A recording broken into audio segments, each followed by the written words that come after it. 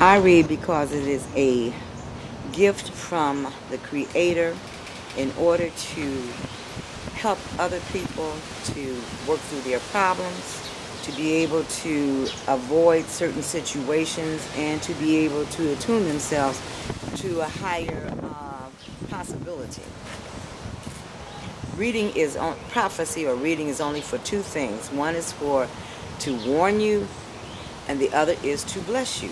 If you are forewarned, you know how to avoid something, and if you know that something potentially is going to be a blessing to you, you know how to look forward to that and how to gear yourself to that same vibration so that you can be a match and attracted to you.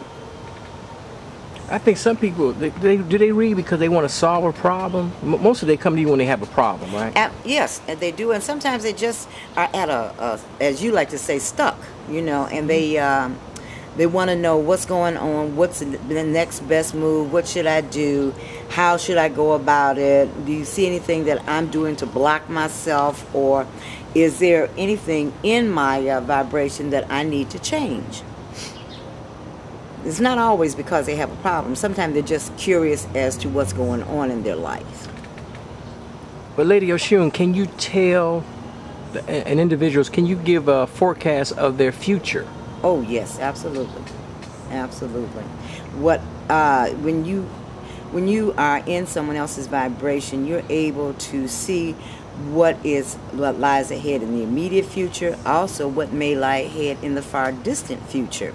And you really are able to tell them some things that they should do to avoid certain consequences and things they need to stop doing in order to avoid certain consequences. Say, for instance, a person has negative health challenges, and they give different names to reading. Some people say, "Oh, I'm a medical intuitive," but it's still the same thing.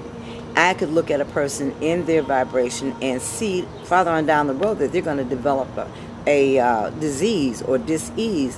And if I tell them in enough time, they can change their eating habits, they can change whatever it is that they're doing that's going to create this. So it's really it's a beneficial thing to do, and a beneficial thing to know. And most people have this intuitive ability, although they have not developed it and don't know how to use it.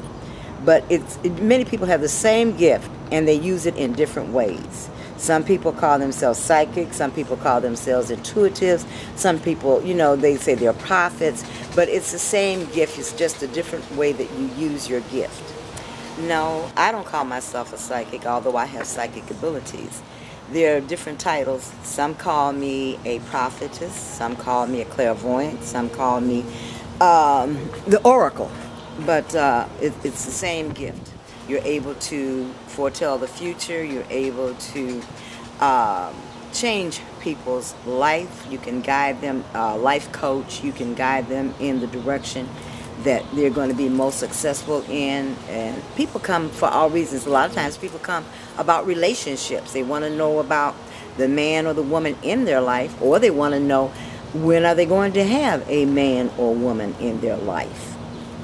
It's very easy because I was watching TV the other night, and they had this program on about child psychics, and a lot of these children are not what you call psychic, but they're still open because from the age of birth to 7 years old, they have not closed down their intuitive consciousness.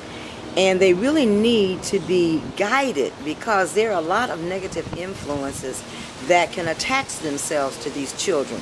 They had some of these children on TV looking in haunted houses and paranormal situations, and this is dangerous for a child because a child does not know how to shut down or how to build up psychic shields. But everybody has the same ability, just to a different degree. We always used to hear our elders tell us, follow your first mind. Your first mind is your intuition. If you follow your first mind or your hunches, you'll find that you're always led in the right direction. And if you develop it to, I teach development classes, and I teach people how to develop their psychic abilities. Some people use crystals to read, some people use cards to read, some people use water. There are many, many different tools, but those tools are just a aspect to focus on in order to let your inner voice come into your consciousness so that you can bring it out and to help someone else or to help yourself. You know, it's no good helping someone else if you can't help yourself. Now, you say, you know, we all should listen to our intuition. But if we listen to our intuition, do we have to come to a person such as yourself? You need to come to a person such as myself to help you distinguish between your intuition and your imagination. Some people get insights, but they're not quite sure, is that coming from my higher self, or is that just my imagination or my mind talking to me? So you need to come to someone who's experienced in this area to help you to find your gift. Everybody has a different way of expressing themselves spiritually and psychically. Now, some people, they think psychics and spiritual advisors are hogwash. I mean, BS. I mean, you guys, you know, if you knew the future, everybody would have $1 million house, and you make money in the stock market. You wouldn't lose money in the stock market. That's not what psychics do, right? No. And I'm saying you're not a psychic, but you know. This is a proven fact. From time immemorial, you had soothsayers, fortune tellers, even all the kings in ancient times had their professional advisors. And it can be used to, a lot of people who are rich, a lot of people who are millionaires have used their intuition to get there and to know which stocks to buy, when to hold and when to fold. But most people who are in this line of work are more inclined to be spiritual than material. And it's more important to be a benefit to someone than to benefit for yourself. Although, you know, I feel that if I help you, you should be able to turn around in turn to help someone else. It's pay it forward. You know, so if one person helps another person, then that person can help someone else. There are a lot of people out here who are sitting on their gifts, who are afraid to say something because they're afraid somebody will ridicule them, just like you said. They are afraid that it's hogwash, you know, that somebody's going to say it's hogwash. But it is a proven fact. Science knows it. The government even knows it. Years ago, they used to have government installations where they had psychics who were doing remote viewing, trying to see what was going on in other countries and trying to predict what the enemy was doing. This is, you know, I think people are in the dark because they choose to be in the dark. Why be in the dark when you can light a candle and see? But how does a person, individual, decide who's a good spiritual advisor, who is not? Some people, it's like a mechanic. Some mechanics are better than others. That's true. Some spiritual advisors are better than others. So how do you find out who's a good one, who's not a good one? Who can you trust? Well, I go by my intuition. Everybody, there's a scripture in the Bible that says, "My sheep shall hear my voice." Everybody does not like the same prophecy from the same people.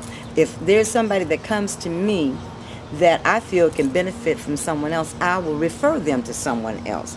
Everybody harmonizes on a different level of vibration. If we don't harmonize and I don't think that you're benefiting from me, I will definitely refer you to someone I think that you can harmonize better with.